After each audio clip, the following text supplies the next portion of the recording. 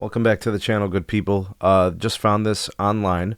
It's from the Business Insider. Yahoo Finance, I guess, is reposting. And this is a letter from AT&T CEO John Stankey to his employees. And I read through a lot of this article. I looked through a lot of different things, and it's pretty clear. AT&T is looking, I guess, for a cultural change at the company. In my opinion, I think it's partially that. I think there's more to it. I think AT&T is also looking to get people to quit or self-fire. And this has been going on for a while. I think AT&T has made it pretty clear. Their goal is to reduce headcount at the company, and they also want to try to get away from being so accommodative to the way that things were in the pandemic. Not having to come into the office, remote work, and those kind of things. So they've shifted to a return to office, 5-day plan for all their employees. And I like I said, I went through everything, there's nothing wrong with, putting the terms that you expect from your employees, right? There's nothing wrong with that. I'm good with it. But I think to frame it in a way that, the employees are all wrong, or the employees are bad, or you oppose the company's goals if you don't work 5 days in the office. I think some of that is misrepresentative of employees.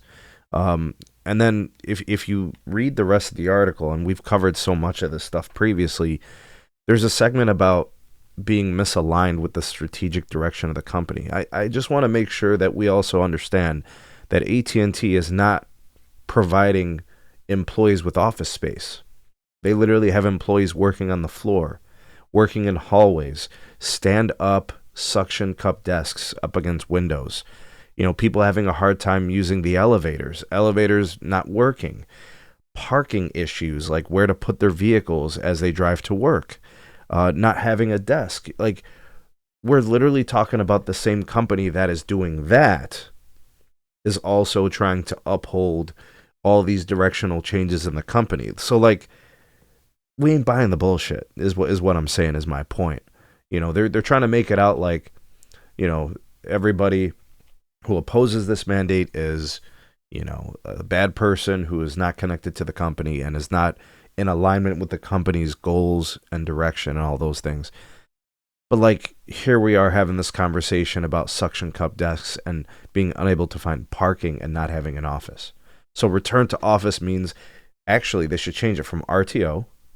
They should change it to return to hallway, return to the janitorial room, return to the basement, return to the hardwood floor of the 5th floor, or the parking garage, return to skirmishes and fights and arm bars and leg locks trying to get a parking spot. That's what you should rename it. I don't like the way that this is being framed by AT&T. They no doubt want to eliminate another 10 or 20,000 heads if they could, as they look to continue to improve investor shareholder value. You know what I mean? Just let's be honest. Why do we have to lie? That's what this boils down to. Sure, people that are getting hired by AT&T or whatever, or, have to oblige by those terms, but can you at least give them the tools they need to meet the requirements that you have forth? Well, let's be honest and transparent and truthful about this. Let's call a spade a spade. Cut the bullshit, Stanky. Let's be real about this. What do you guys think? Let me know. Drop me some comments. Maybe I'm coming off a little bit harsh. I don't really give a damn. I'll never apologize for a corporation that is doing their employees dirty. I don't care. But go ahead. Drop me your comments, questions, and concerns. Like, share, subscribe. Check out some more videos. We'll see you guys soon on the next one.